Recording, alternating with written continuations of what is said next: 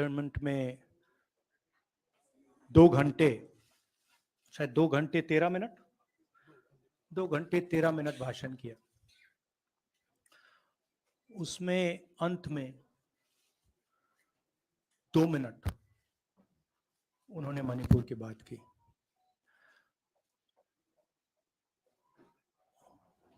मणिपुर में महीनों से आग लगी हुई है,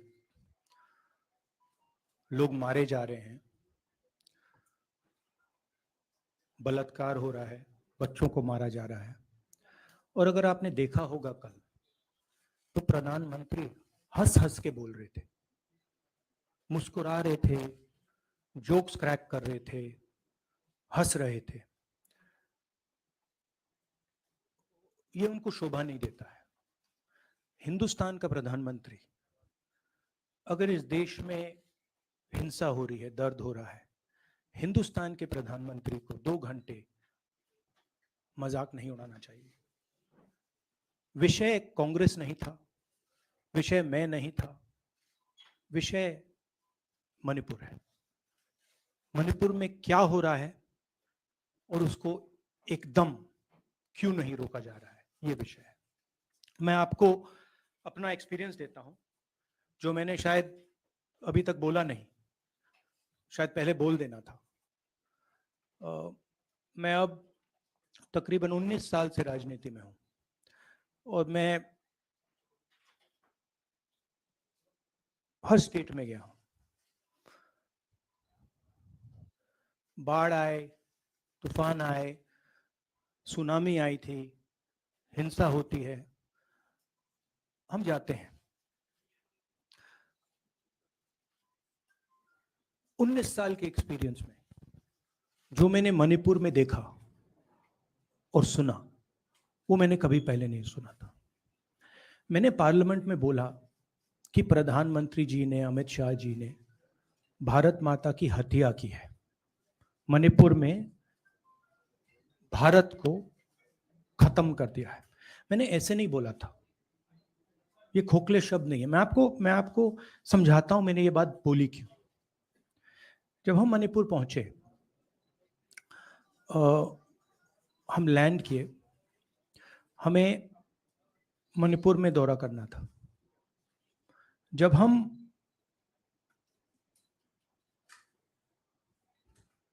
मेटे एरिया में गए, हमें साफ कहा गया था कि अगर आपकी सिक्योरिटी डिटेल में कोई भी कुकी होगा, उसको आप यहां मत लाइए क्योंकि हम उसको मार देंगे।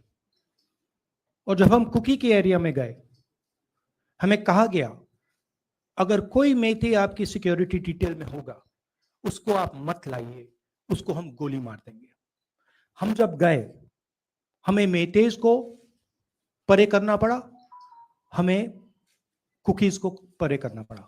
मतलब एक स्टेट नहीं है, आज 2 स्टेट है। स्टेट की हत्या कर दी गई है और उसको चीर दिया गया है। इसलिए मैंने बोला हिंदुस्तान की हत्या मणिपुर में बीजेपी ने कर दी है। और जब मैंने कल प्रधानमंत्री को देखा हंसते हुए, मजाक उड़ाते हुए, मैं समझ नहीं पा रहा था कि हिंदुस्तान का प्रधानमंत्री इस प्रकार से कैसे बोल सकता है। प्रधानमंत्री को ये पता नहीं लग रहा है कि हमारे देश में क्या हो रहा है। छोड़िए, नहीं जाना चाहते हैं, उसके भी कारण हैं, शायद मैं बता नहीं सकता हूं आपको, उसके कारण हैं। मगर अगर जा नहीं सकते हैं तो मणिपुर के बारे में बोले तो।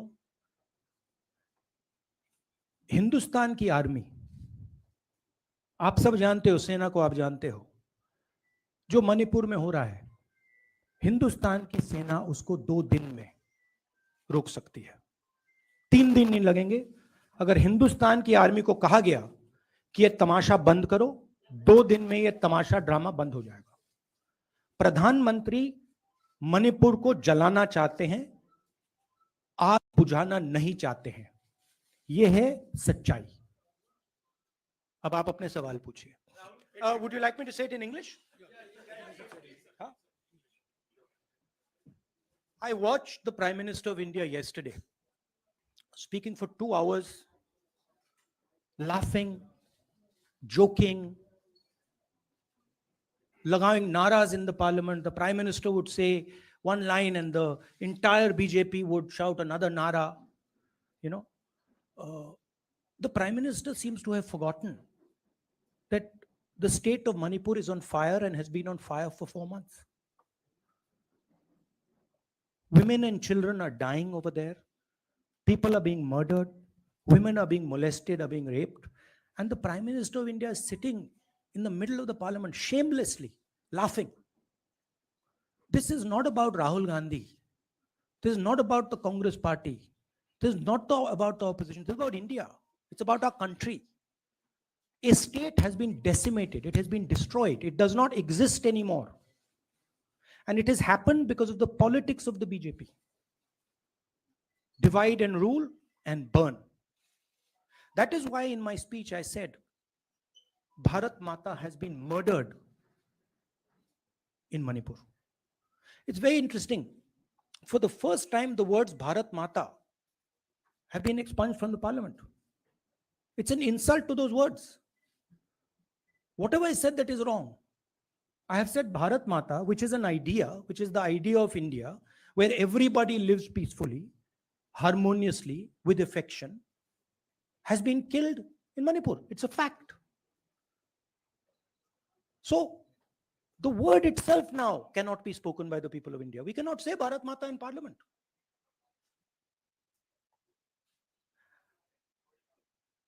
I want to tell you about my own personal experience of Manipur. I've spoken to you about, I spoke in parliament about the women I met, the pain I heard. But I want to tell you why I said India has been murdered in Manipur. And I said it because Manipur no longer exists as a state. A state requires control. A state requires authority. That is disappeared in Manipur. It does not exist. And I saw this with my own eyes. When we went to Manipur, when we went to the Meitei area, we were categorically told that please ensure, we want you to come, we love you, but please ensure that if there are any cookies in your security detail, they do not come into our area or we will shoot them. When I went into the cookie area, we were told the same thing. We love you, we want you to come. But please make sure if there are any Meiteis in your security detail, we will shoot them. Do not bring them here. Before going to the Meitei area, we had to remove all cookies from our security detail. Before going to the cookie area, we had to remove all Meiteis from our security detail. When we went there, the security forces, central security forces, told us we have never seen anything like this. We were told it is completely outside our control. Okay? That is why I said Manipur has been murdered by the BJP and the idea of India has been murdered by the BJP in Manipur. I was not speaking metaphorically. I was speaking literally.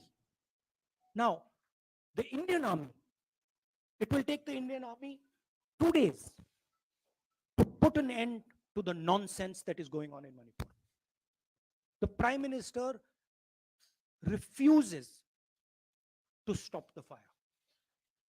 He wants Manipur to burn. He allows Manipur to burn. Because if he did want it to stop, there are tools in the hands of the Indian government that can stop it immediately. I know. I have full faith in our army. I know. And every Indian citizen knows that if the Indian army is told, please put an end to this, it will stop immediately. There are reasons for the PM not being able to go to Manipur. I'm aware of those reasons. I don't want to say them publicly. But there are clear reasons as to why the Prime Minister is not going there. That is why we wanted the Prime Minister to speak in Parliament. That is why we wanted Manipur to be on the agenda in Parliament. And what did the Prime Minister do? He ridiculed the state. He ridiculed the women of the state. He laughed at the women of the state. That's the truth. Now, please ask your questions. Sanjeev mic देना यार. Finally, I just want to say one thing again in English. See, the Prime Minister, when he becomes Prime Minister, he ceases to be a politician. He becomes the representative of the voice of this country. The politics should be put aside. And the Prime Minister should speak not as a petty politician, as the leader of a political party, but the Prime Minister should speak with the weight of the Indian people behind him. And it's tragic to watch Mr. Narendra Modi. It's sad because the Prime Minister does not understand what he actually is. He is our representative. He's my representative. He's all our representative. And watching the Prime Minister spend 2 hours talking about the Congress, talking about the opposition, making ridiculous remarks about the name, this really does not do justice to an Indian Prime Minister. I've seen Prime Ministers from the Congress party, I've seen Prime Ministers from the BJP, I've seen Mr. Vajpayee, I've seen Mr. Dev Gowda. None of them have ever done this. There's a complete misunderstanding in the mind of Narendra Modi ji about what the Prime Minister of India is. Rahul ji, you wanted the Prime Minister to speak in Parliament, and now that he's spoken, and you've said that he wants Manipur to continue to burn. So, what is the Congress Party's next step to retrieve Manipur and save it? The only conclusion I can draw, because the Prime Minister has tools in his hand that can stamp out the fire in Manipur certainly within 3 or 4 days. But for some reason, he's refusing to use those tools. Right? The Prime Minister could at least go to Manipur, talk to the communities, and say, I'm your Prime Minister. Let's start talking. It will be taken seriously. So I don't see any intention. Rahul ji, कल ये भी प्रधानमंत्री ने अपने भाषण में कहा कि 2018 में लेके आए थे, 2023 में विश्वास प्रस्ताव लेके आए और 2023 में भी लाएंगे. तो एक तरीके से उन्होंने साफ तौर पर ये कह दिया कि मैं तो हमारी सरकार अगली बार भी बन रही है. एक पॉलिटिकल बात भी उन्होंने कही. तो आप उनके पूरे भाषण को आप ये कह रहे हैं कि पॉलिटिकल भाषण ज्यादा था, मणिपुर पे बात बहुत कम थी. तो इसको कैसे देखते हैं? नहीं, भाषण हिंदुस्तान के बारे में नहीं था, भाषण नरेंद्र मोदी जी के बारे में था. वो अपनी राय, अपनी राजनीति, अपने एम्बिशंस वो आपको दे रहे थे. सवाल ये नहीं है कि नरेंद्र मोदी जी 24 में प्रधानमंत्री बनेंगे या नहीं. सवाल ये है कि मणिपुर जल रहा है, महिलाओं का बलात्कार हो रहा है, लोग मारे जा रहे हैं. सवाल ये है, अगर ये प्रधानमंत्री कहना चाहते हैं तो ये पब्लिक मीटिंग में कहें. मजाक बनाना चाहते हैं तो जब मणिपुर नहीं चल रहा है तो करें. बट प्रधानमंत्री को ये समझ आनी चाहिए, बात समझ आनी चाहिए कि पार्लियामेंट में जो चर्चा हो रही थी वो उनके बारे में नहीं थी, वो मणिपुर के बारे में थी. सर नमस्कार. कल प्रधानमंत्री ने बार-बार कांग्रेस का नाम लिया और ये आरोप लगाया कि नॉर्थ ईस्ट और मणिपुर की सारी समस्याओं के कांग्रेस जिम्मेदार. आप क्या जवाब देंगे? नहीं, अभी मैंने बोला ना, वही तो जवाब है. मुझे प्रधानमंत्री को जवाब देने की जरूरत नहीं है. मैं सिर्फ ये कह रहा हूं कि एक स्टेट की हत्या की गई है, भारत माता की हत्या कर दी गई है मणिपुर में. भारत माता की हत्या मणिपुर में कर दी गई और प्रधानमंत्री लोकसभा में मजाक उड़ा रहे हैं, हंस रहे हैं, नारे लगवा रहे हैं. मुझे क्या जवाब देने की जरूरत है?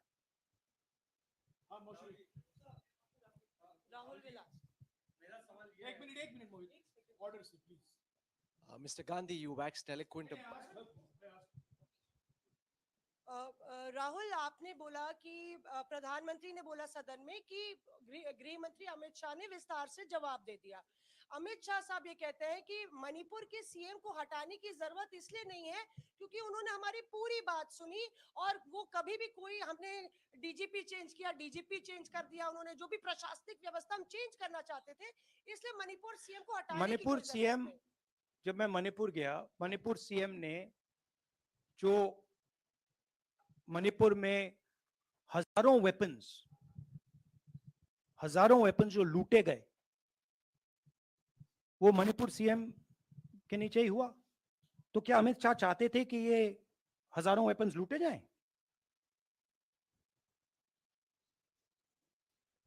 हाँ संजय। राहुल जी, जो हिंसा चल रही है, क्या अमित शाह चाहते हैं कि हिंसा चलती जाए? चीफ मिनिस्टर उसको रोक नहीं पा रहा है। अमित शाह जी कह रहे हैं कि भैया वो हमारी बात मान रहा है, तो क्या आप चाहते हैं कि मणिपुर चलता जाए? राहुल जी, एक संसद में एक नया ट्रेंड दिखाई दे रहा है कि कई सेशन से अपोजिशन के एमपीज या तो सस्पेंड हो रहे हैं या डिस्क्वालीफाई हो रहे हैं, या एक सेशन से ज़्यादा ये अपोजिशन के एमपीज का जो प्रिविलेज मोशन या प्रिविलेज रूल्स के तहत जो डिस्क्वालिफिकेशन हो रहा है या सस्पेंशन हो रहा है, इसका जो ट्रेंड बढ़ रहा है, इसको आप लोग कैसे एड्रेस करेंगे? आप देखिए, एमपीज को निकालें, वापस डालें, हमारा काम बदलता नहीं। हमारा लक्ष्य जो मणिपुर में हो रहा है उसको रुकवाने का है। जो भी औजार हमारे हाथों में है, उस हिंसा को रुकवाने के लिए उनका हम प्रयोग कर रहे हैं और करेंगे।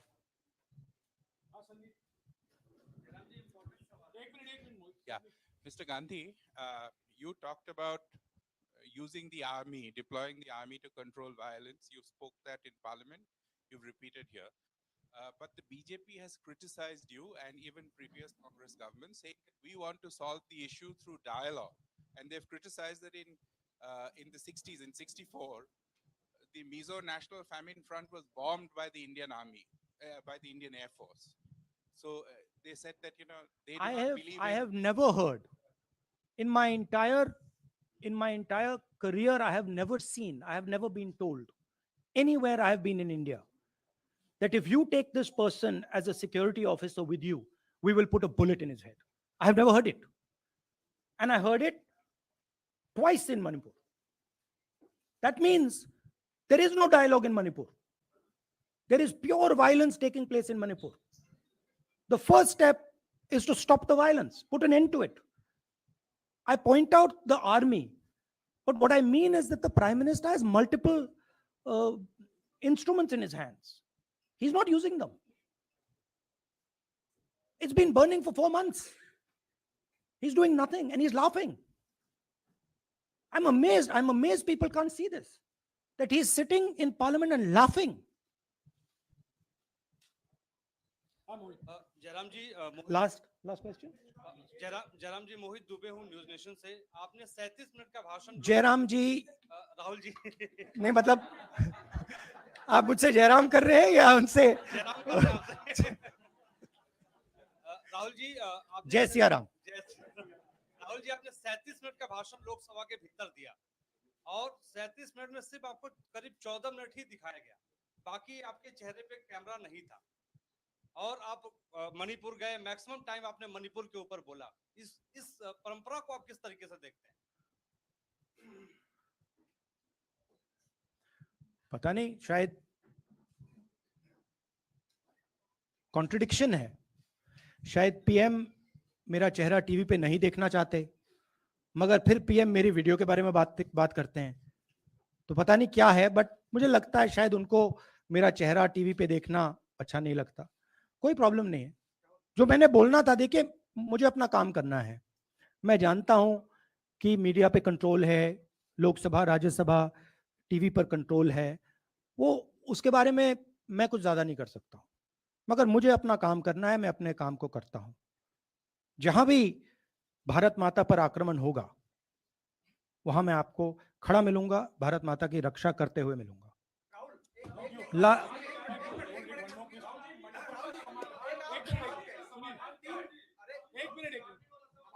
हाँ, Okay, last question, brother. So the Supreme Court has already said what it has in terms of a constitutional breakdown, as well as now, you know, you are asking for the army. Do you believe that Article 356 is the only way out? Or I'm not asking for anything. Please don't misunderstand. It is not my place to decide which tool the Prime Minister can use, which instrument he should use. I am pointing out that there are multiple instruments that the Prime Minister has at his disposal, and he is not using a single one. I'm pointing out that Manipur has been burning now for 4 months, and the Prime Minister is in a very good mood. He's sitting in Parliament, he's laughing, he's joking, his entire cabinet is in giggles. This to me seems completely insane. This has got to stop. India is burning in Manipur. The idea of India has been destroyed in Manipur. Let's rebuild it quickly. Thank you.